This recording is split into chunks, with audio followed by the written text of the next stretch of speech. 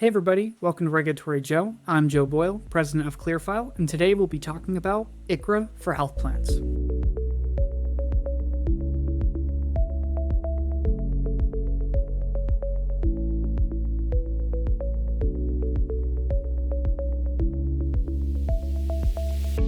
ICHRA, as a definition, is an alternative product offering to your traditional group plan that is funded alternatively by the employer group themselves. ICHRA does not technically fall within its own individual and/or unique product filing category, rather more or less similar to a distribution channel in which a group or an employer group has a method for enrolling individuals into that product offering. So there's a couple things you need to know regardless of the size of your issuer. Again, as we enter the core filing plan season or plan portfolio strategy season, it's important to set internal target due dates for specifically the plans that you'd like to offer for those separate distribution channels, because generally speaking, this is going to follow the same timeline and delivery timeline to the groups and employer groups that you intend to serve. So putting your product portfolio strategy aside, really where you need to take a hard look at is how you're going to administer the enrollment and delivery and member experience for the first year, depending if you're in one single market, two single markets, or maybe regionally based, such as dominating certain geographies in the Northeast, Southeast,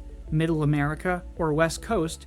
You could have your org design staffed in many different ways, where you have your enrollment subject matter experts working on an ACA delivery, but then also maybe that person's still responsible for Medicare Advantage delivery of enrollment and effectuation of members in your internal systems. Separately, if you are a larger issuer carrier that represents multiple states, such as 12, 15, or 20 plus states, you may have your work streams defined by core products. For example, you may have your entire ACA product managed by a dedicated team of enrollment and billing experts. Based on how your org design is set up today, you have to be mindful and have your product strategy team upstream in Q1 of this year talking and socializing those decisions downstream to your enrollment and billing partners. That'll be critical to the delivery and the quality of how members actually enroll into your product and their user experience. We've been talking about enrollment, but we have not really gotten into the billing portion of this as well. When you add a new distribution channel to any product, less the ACA or individual marketplace, it adds financial strains or constraints against that issuer, especially as it relates to what we commonly refer to as lockbox technology. Generally speaking, if a member is going to enroll into a traditional ACA product, they put in all their demographic information, household income, they qualify for the plans that are offered by those carriers within that shopping experience. They then select that plan and they add it to their cart. But a plan is not effectuated or the contract is not live with that member until the member completes their first premium payment. And what happens is when that member completes their first premium payment, it actually goes to the enrollment contracted billing partner's lockbox. And so that's called lockbox technology, which is then transacted directly to the issuer based on that arrangement or based on how those premiums are flowing through financially. So all to tie it back to the purpose of the topic, adding in a new enrollment distribution channel also will impact the billing and the flow of that accounts receivable and accounts payable from the member to the enrollment partner of the carrier and then ultimately to the issuer. But really having a good conversation with your enrollment partners and bringing them to the table as a part of the strategy upstream this time of year so that they're not surprised and or blindsided downstream at the latter half of the year. Essentially having a strong org design, not just from the enrollment front, not just from the billing front, communication up and downstream to and from your project partners and stakeholders, but really it begins with that strategy piece. Again, the product rolls up into your traditional ACA product. So really this lives under any individual marketplace leader, marketplace president, or any P&L owner that really governs the ACA book of business. Now that executive sponsor may or may not be the same executive sponsor for other products such as Medicare Advantage, Medicaid, dual special needs, and or other. If your executive sponsor or your product leader that governs the individual product stays within the individual product workstream, this person or individual should be overseeing and contributing to that ICHRA strategy, ultimately speaking. If your leaders cross lines over Medicare Advantage or other lines of business, we would recommend establishing product leads within your executive sponsor organization. This could be a product manager and or product director or a program manager that oversees your book of business for this new and or growing product.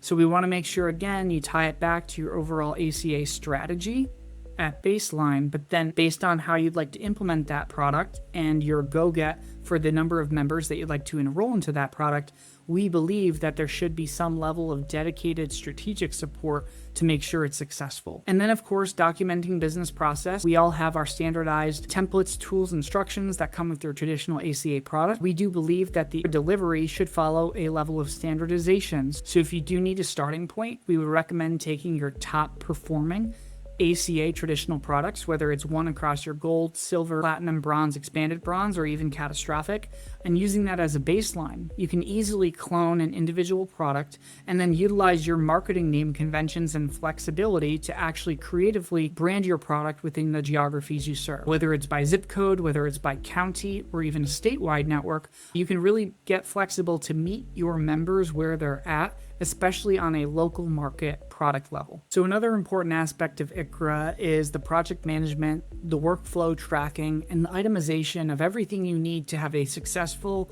delivery of a product portfolio.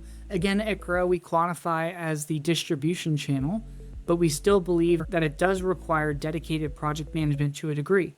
So what we recommend doing in terms of documenting business process is, aside of your product strategy, putting that over here for just a second, is understanding really where your traditional ACA portfolio lies within your organization and having a parallel location such as a shared drive, a SharePoint, or any type of SFTP to house these documents to manage them concurrently and alongside your ACA portfolio.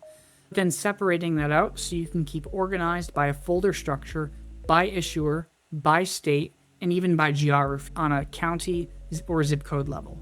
And really how we're successful using ClearFile for any one of our implementations is really that organization and the upfront delivery of the package portfolio, product, any required materials, form documents, all the way downstream and tracking those interlocked steps between internal issuer stakeholders, external stakeholder partners, and ultimately leading up to that successful optimization of the enrollment and billing distribution. And just to tie everything off, so something that flies under the radar generally every single year is we always get clouded and distracted by the traditional enrollment period that begins 11/1.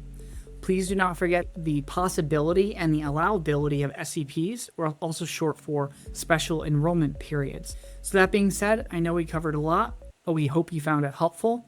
Give us a like, give us a share, and we'll see you all next time.